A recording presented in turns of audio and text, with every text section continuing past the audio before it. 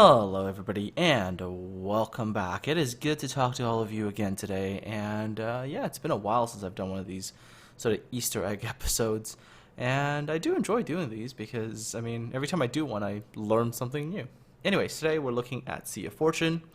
All the points are numbered 1, 2, 3, 4, and 5. That's the order they're going to appear in the video, and if you want to go check them out, you can totally go to these places and take a look at the specific things that I'm going to be talking about today.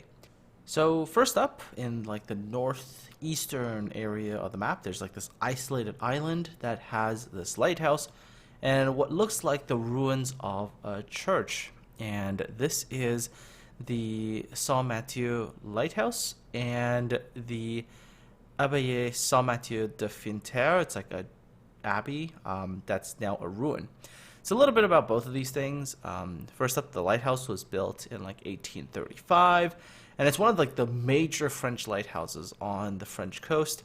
Initially, it used canola oil, then it was electrified in 1932, and has a max range of 55 kilometers. And here is that lighthouse in real life with the words painted and everything. The way that we see it right now, you know, with the painted the words and everything, this was done in 1963, so it's a relatively recent thing. And this lighthouse was classified as a historic monument May 23rd, 2011.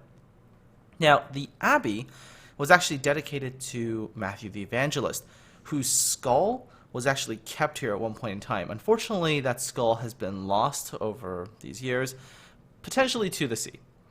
Now, when the abbey was active, it was granted many different rights. You know, the right to market, the right to fairs, the right to the remains of things.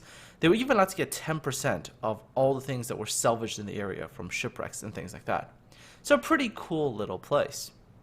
Next up, we have this little fortification, and at first you might just completely pass it, not even really notice it, but it's the sort of the red and the white markings that kind of grabbed my attention and I went to take a look at this. And this is actually a series of towers built around the island of Jersey. Now, this one is the Archirondel Tower. It was built 1793, and it's one of many sort of coastal fortifications built in the area.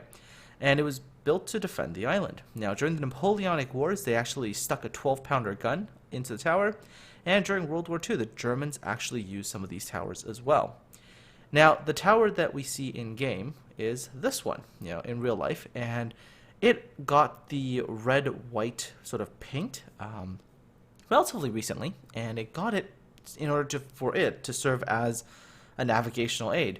Now, there are other towers in that area as well, and some of them have been painted differently as well. Some of them are like white, some of them are white, red, and white. Like the color schemes are different, but they all do a similar thing these days, which is serve as daytime navigation aids.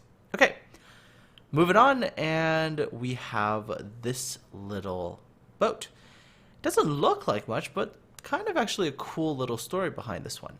This particular ship is called the Cariad.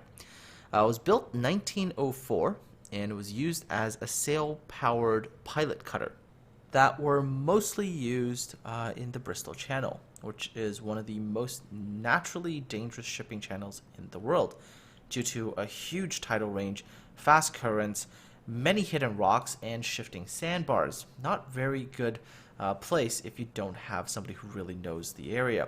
So these ships were fast maneuverable, they were stable, they were easy to operate with only 2 people, and allowed them to really serve the many ships that were coming into the area.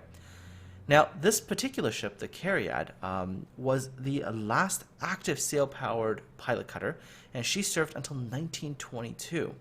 Now, currently in the world, she is one of 18 remaining pilot cutters in the world. And you can actually find out more about this particular ship at cariad.org. Now, she has been restored lovingly and, in fact, participates in races and things like that.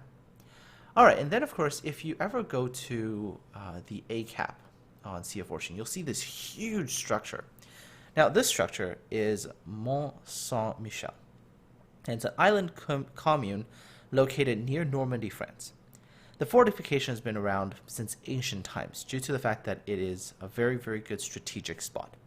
During the 100 Years' War, this fortification remained unconquered. It was a very difficult place to attack. The tides would come in and then you wouldn't be able to get over there. It's only when you had low tide would there be a pathway to this particular island. So very, very difficult place to attack, very easy to defend. Louis XI actually turned the island into a prison, since prisoners couldn't really escape from there. Kind of like the idea that, the Alcatraz was kind of modeled on, right? If you have an area surrounded by water, it's really hard to escape from. One really cool thing about this whole structure, top to bottom, is actually the way it's set up in terms of, what's really considered important back in the day. So right at the very, very top, you would have where the position of God would be. Right below that, you'd have like the monastery and the religious area. Below that, you had the great halls, for, I guess, nobles and things like that. And then further down, you had housing for the commoners and, stores and things like that. So very, very interesting site in that regard. This particular site is also a UNESCO World Heritage Site and is one of the most visited tourist sites in France. So if you ever get a chance, go check it out. But now we go into some of the really kind of random things that you learn sometimes when you look up this stuff. So around Mont Saint-Michel, the tides come in and they bring in that salt from the ocean, right? And it gets sort of absorbed or deposited into this grassy patch as well. And so what happens is sheep would feed on this particular high saline content grass, and their flesh would get flavored differently than, I guess, sheep that eat normal grass. And there's a specific term for it. It's agneau de présalé. Now, my French is terrible, but if you want to check it out, you can totally Google search that word that I've put up there for you. Or if you really want to be hungry, even if you've had food already and you really want to be hungry, Google image search that and let me know the results of that, because I saw the images. I'm like, wow, I'm hungry now. All right, and then if you think this is one of those weird facts, here's another one. Anybody remember that movie Armageddon? This is like that really old movie way back in the day.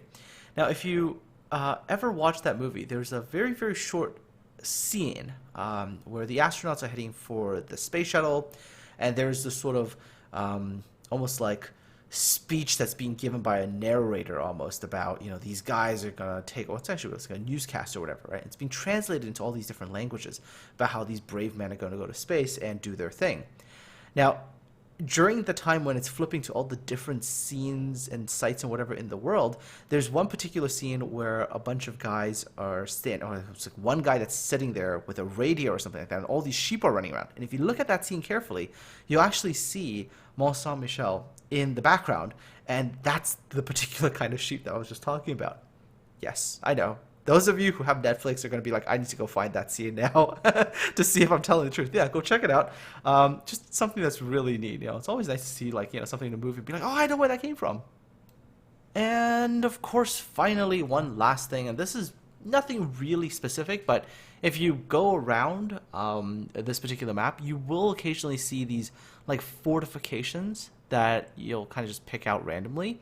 And these ones, although I cannot find the exact structures these are, they do have a tendency of looking very, very similar to some of the German fortifications that were built during the Second World War along what is termed the Atlantic Wall. And so if you actually zoom around this map and look at them on some of the islands, you will actually see these fortifications.